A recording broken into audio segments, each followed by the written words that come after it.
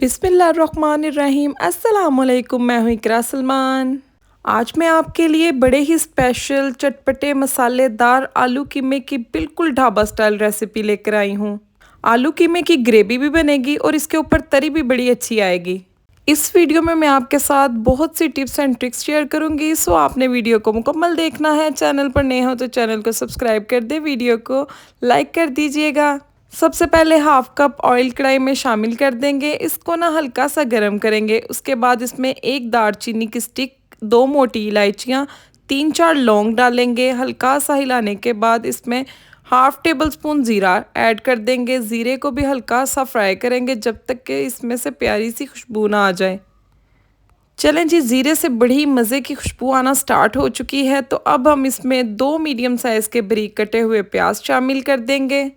प्याज़ों को golden brown नहीं करेंगे बल्कि पिंक सी फॉर्म में ले आएंगे ताकि प्याज सॉफ्ट भी हो जाए और इनका कलर भी चेंज हो जाए। सिंपल, आसान, सादा, बहुत मज़े की लाजवाब रेसिपी है। चलें जी, अब ना हम इसमें 1 टेबलस्पून भरकर लहसुन का पेस्ट ऐड कर देंगे और हाफ टेबल स्पून हम इसमें अदरक का पेस्ट ऐड कर देंगे।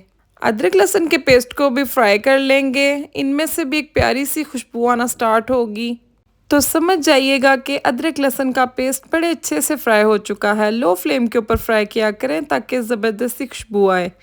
चलें जी, अदरक लहसुन का पेस्ट फ्राई हो चुका है। मटन में आलू कीमा बनाएंगे आप, चाहे चिकन में बनाएं चाहे बीफ में बनाएं, रेसिपी बिल्कुल सेम ही रहेगी। मेरे पास फ्रोज़न कीमा था, 1 किलो मैंने मटन का कीमा लिया है।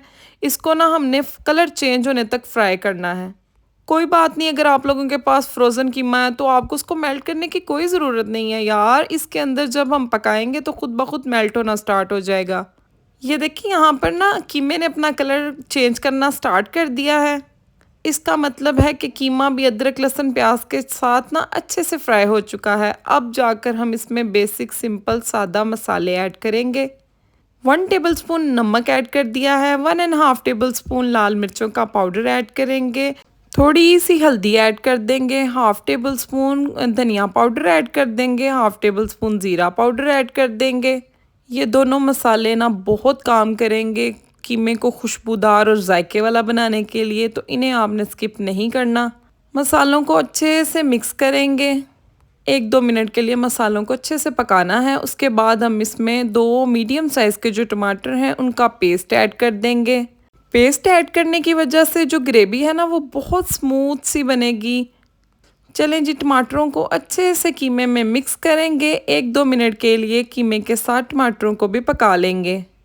वीडियो आप लोगों को थोड़ी सी भी अच्छी लगती है तो इसको लाइक करके जाया करें और चैनल को भी सब्सक्राइब कर दिया करें, क्योंकि ये आप लोगों की तरफ से एक सिला होता है। चलें जी, टमाटर ऐड करने के बाद 3-4 मिनट के लिए कीमे को अच्छे से मैंने पका लिया है। अब इसमें 1 गिलास भरकर पानी ऐड करके कवर कर देंगे ताकि जो कीमा है वो सॉफ्ट हो सके। 10 मिनट के लिए कीमे को लो फ्लेम के ऊपर गलने के लिए छोड़ देंगे।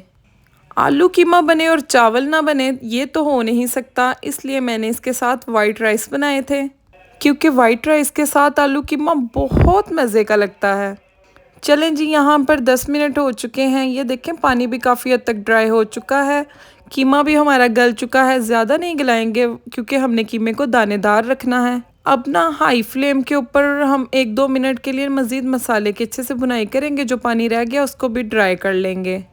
ये देखें, यहाँ पर ना 3-4 मिनट के लिए मैंने पका लिया है हाई फ्लेम के ऊपर। अब हम इसमें दही ऐड कर देंगे। 1 कप भरकर दही ऐड करेंगे, जिससे कि क्रीमी सा टेक्सचर हमारे आलू कीमे का आएगा और मुकम्मल तौर पर ढाबा स्टाइल बनेगा। दही के पानी को भी ड्राई कर लेंगे और मीडियम टू हाई फ्लेम के ऊपर ना भूनते जाएंगे मुसलसल चम्मच चलाते हुए। ये देखिए, यहाँ पर दही का पानी ड्राई हो चुका है। इतना मज़े का ना इसका टेक्सचर हो चुका है। अब इस स्टेज पर जब कीमा इस कंडीशन में आ जाए ना कि इसके ऊपर ऑयल भी सेपरेट होना स्टार्ट हो जाए, तो आपने इसमें आलू शामिल कर देने हैं। 1 किलो कीमा था, आधा किलो मैंने आलू लिए हैं। आलूओं को मैंने बड़े साइज़ में काटा है, क्योंकि जो ढाबों पर आलू कीमा बनाया जाता है ना उसमें थोड़े से बड़े साइज़ के आलू रखे जाते हैं। अगर आपको बड़े साइज़ के नहीं पसंद तो कोई मसले वाली बात नहीं, आप जिस साइज़ के पसंद करते हैं ना आलू, उस साइज़ के डाल लें। अच्छा जी, यहाँ पर आलूओं की भी कीमे के साथ अच्छे से 3-4 मिनट के लिए ना तसल्ली से बुनाई करनी है। इससे आलूओं का फ्लेवर भी मज़ीद इन्हेंस होगा और मुकम्मल तौर पर चेंज हो जाएगा। चलें जी, यहाँ पर आलूओं की बुनाई हो चुकी है।